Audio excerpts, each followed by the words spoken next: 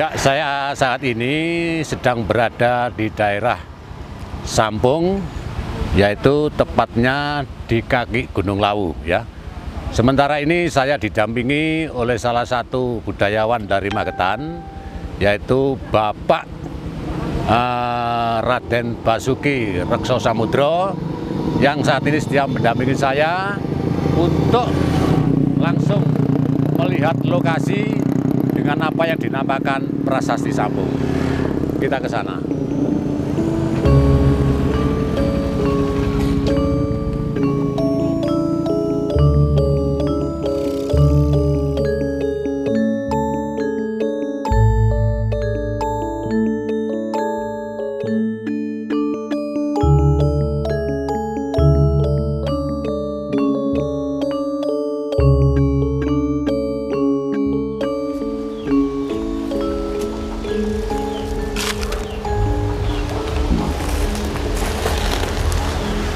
Saudara-saudara pecinta sejarah sejalan dan searah, kali ini saya didampingi oleh Bapak Raden Basuki yang terkenal dengan Ki Rekso Samudro, adalah salah satu cicit daripada Bupati Magetan yang terkenal dengan sebutan Gusti Leader.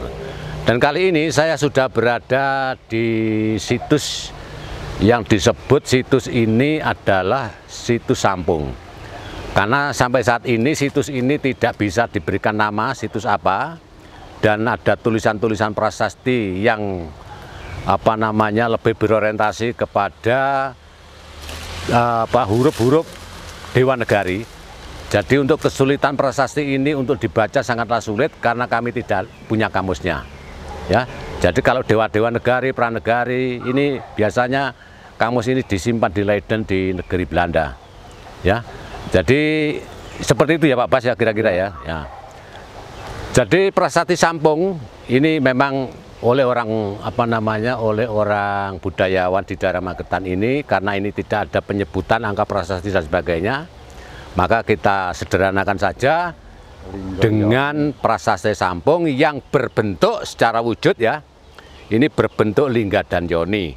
Ini adalah lingga yang ada prasasti dan tulisannya Dewa Negari, kemudian yang di bawah ini adalah yoninya. Dan ini adalah salah satu prasasti yang sangat tinggi yang pernah saya temukan di Jawa Timur ya. Dan kali ini memang ukurannya itu sangat tinggi ya, kira-kira 185. Lebarnya kira-kira 1,20 meter, dan ini dulu adalah salah satu simbol dari ibu atau yang juga disebut yoni ya. Jadi kalau dilihat dalam sejarah, Prasasti Sampung ini ada hubungannya dengan berdirinya Kerajaan Medang Kamulan pasca Gunung Merapi meletus dengan hebatnya di Jawa Tengah yang disebut Medang Kamulan. Kemudian Empu Sendok, salah satu dinasti Sanjaya yang masih hidup, kemudian mencari pusat pemerintahan baru. Lah pusat pemerintahan baru ini dipilihlah sebelah timur utara Gunung Lawu, Mahendra, yang juga disebut lereng Mahendra ya. Jadi ini kalau kita kompas, ini adalah simetris dengan puncak Argodumila atau Argodalem ya. Ini kan Gunung Lawu. Ini simetris. Jadi posisi daripada lingga yoni yang berprasasti ini adalah simetris dengan puncak Argodalem atau yang dulu disebut Gunung Mahendra ya Pak Bas ya, yang sekarang menjadi Gunung Lawu. Ini simetris. Jadi para leluhur itu dulu tidak ngawur. Cara penataan letak dan sebagainya kenapa harus dihadapkan ke Gunung Lawu? Karena Gunung Lawu ini dianggap sebagai inner ya, stasiun bumi ya, yang menyimpan beberapa energi untuk Brahmana melakukan orientasi kepada Tuhan Yang Maha Esa yang disebut transendental ya. Jadi ini memang simetris dengan arah Gunung Lawu ya. Nah, kemudian saya lanjutkan lagi setelah Empu Sendok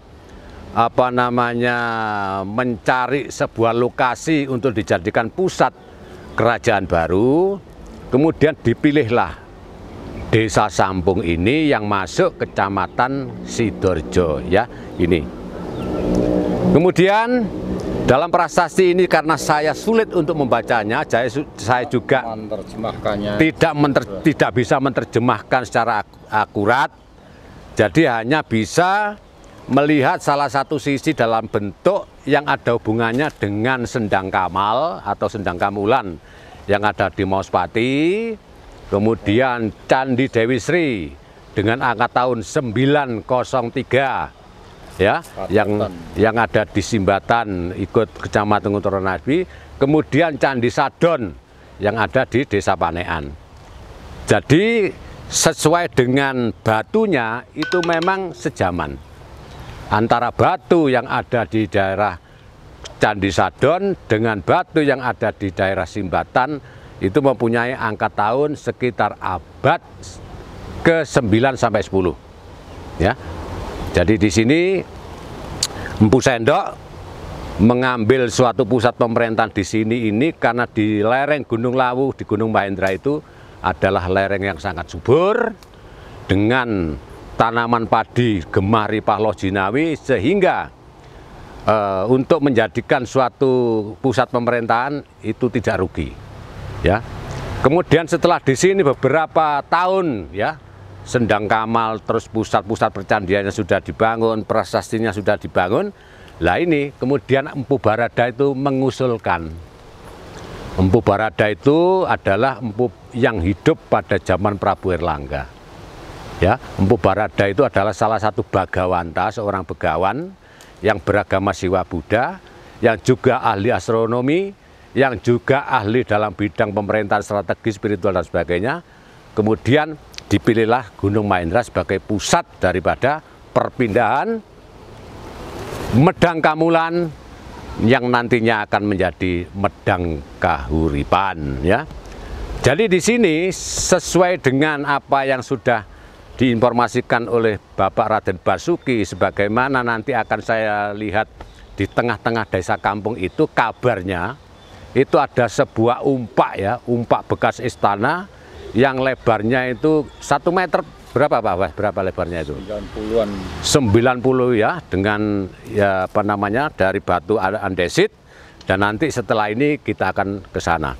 Jadi prasasti ini untuk sementara saya tidak bisa menjelaskan. Karena apa? Dengan penjelasan angka prasasti dan sebagainya kita tidak bisa ngawur. Cuma kita bisa mengancer-ancer. Ancer-ancer iki sesuai karo Candi Simbatan, sesuai dengan Candi Sadon, kemudian sesuai dengan apa namanya, apa yang disebut dengan ini Sendang Kamal atau Sendang Kamulan ya.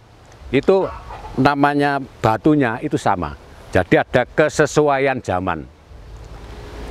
Lah kononnya setelah Prabu Prabu Empu Sendok memilih pusat pemerintahan di sini, lah ini kemudian diteruskan oleh yang namanya Prabu Dharmawangsa Teguh. Prabu Dharmawangsa Teguh ini adalah mertua dari Prabu Erlangga. Prabu Dharmawangsa Teguh mempunyai seorang putri bernama Dyahguna Rajapatmi, atau di dalam sejarah terkenal dengan Mahendra Datta. Inilah yang dikawin oleh Raja Erlangga yang kemudian hijrah ke Jawa Timur di lereng Gunung Penanggungan dengan memakai wotan mas. Ya, jadi kata-kata wotan itu berasal dari sini karena di sini juga ada dukuh wotan. Ya, di daerah Widoro Kandang. Apa? Simbatan ya juga wotan. Jadi nama wotan-wotan ini artinya adalah salah satu tempat ya, tempat untuk membuat pembangunan suci. Jadi seperti artinya Sambawa Wotan, Simbara Wotan adalah pembangunan tempat suci. Akhirnya jadi Simbatan. Jadi di sini desa Wotan itu tidak jauh dari sini. Ada di desa Widoro Kandang kurang lebih 1 km. Kemudian Prabu Erlangga membawa nama Wotan itu sampai kepada Medang Kahuripan, dan apa namanya kerajaannya itu disebut Kerajaan Wotan Mas. Ya, itu di lereng Gunung Penanggungan, masuk wilayah Mojokerto Pasuruan, dan ke utaranya itu masuk wilayah Surabaya dan Sidoarjo. Ya. Jadi Pak Bas itu nanti kira-kira setelah ini kita bisa apa namanya langsung menuju lokasi Watu Umpak yang ada itu Pak Bas. Tidak jauh Pak Bas dari sini kira-kira? Kurang lebih 300 meter. 300 meter ya. Jadi 300 meter adalah salah satu jarak yang sangat dekat dan kita nanti bisa jalan kaki lewat jalan ini ya Pak Bas. Ya. Langsung ke sana. Dan ini sejenis dengan Linggayoni ya. Di sini itu ada keberadaannya di Dugosale, Lausan, namun kita belum bisa meneliti atau napak tilas ke sana. Dan di sana ada Pak Bas ya? Ada semacam ini juga. Di desa Plausan Pak ya? Di desa Plausan, di Sale. Di Sale namanya. Ya. Makanya Sale dari sesuleh ya. Oh, sesuleh. Ya. Sesuleh, Sale dari kata sesuleh yang artinya mewakili. Sesuleh. Oke, jadi nanti langsung kita sudah jam 2:04. Kita langsung menuju ke lokasi aja ya, Pak Bas. Ya. Umpak. Ayo kita ke sana. Kita ke sana. Ya.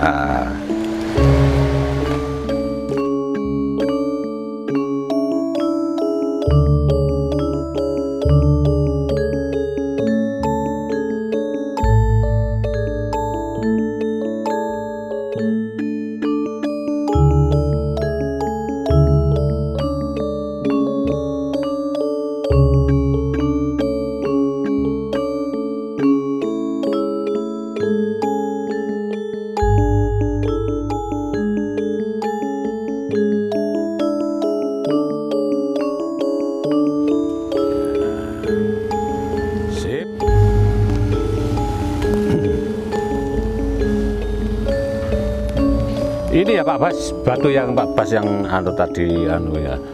Ini merupakan suatu umpak guru dalam bentuk pesanggeran ya. Atau istana. Iya. Ya. Jadi apa yang telah disampaikan oleh Bapak Basuki, sebagaimana ada keterkaitan dengan Empu Sendok atau Prabu Dharma Wangsa mau membuat suatu pusat pemerintahan di area Gunung Mahendra. Di sini adalah saksi sejarah ya. Jadi semua itu untuk pengungkapan sejarah, walaupun itu hanya sebatas artefak atau bekas petilasan, yang jelas ini adalah bekas pesanggerahan. Karena apa? Pesanggerahan seorang raja di abad itu merupakan kemewahan yang luar biasa, dan ini terbuat daripada batu andesit. Dan segi delapannya ini merupakan tancapan dari Soko Guru. Ya, ini ada segi delapan dan ini juga ada segi delapan. Yang satunya ada di sana, ada di belakang rumah ini satu, yang di anunya itu tadi di sana Pak ya, satu. Ya. Jadi ini jelas sekali menurut menurut tata letak kerajaan yang pada saat itu yang disebut dengan Pemujaan Gunung Mahendra, di mana Medang Kamulan itu dulu kan juga pernah ya selama 24 tahun ya Pak Bas ada di Gunung Mahendra pada waktu itu, yang dimanifestasikan sebagai sekarang disebut Argo Dumila Pak, Argo Dalem. Argo Dumila itu di puncak Gunung Lawu. Jadi ini sangat strategis sekali karena apa? Kalau seorang bangsawan ya membuat suatu pesanggerahan atau tempat peristirahatan atau tempat merendung, ini cocok karena ini kalau dilihat dari sini ini simetris dengan puncak Gunung Lawu, simetris sekali ya. Jadi ini cocok dengan lokasi maupun tempat yang dibangun oleh Prabu Dharma Wangsa Teguh untuk sebagai pesanggerahan seorang raja, tidak jauh berbeda dengan istana kecil lah ya, tempat beristirahat raja. Karena apa? Karena umpak sekian ini sama besarnya dengan umpak yang saya lihat ada di Trawulan Mojokerto. Umpaknya juga sekian. Tapi ini lebih tua karena ini sudah berumur kurang lebih sekitar 1100 tahun ya. 1100 tahun. Dimulai pada pemerintahan Prabu Dharma Wangsa Teguh di Gunung Mahendra ini kurang lebihnya tahun 929 ya. 929 itu adalah Tahun Saka. Jadi di sini masih banyak di daerah Sidoarjo ini umpak-umpak, tapi ini sudah menjadi perkampungan.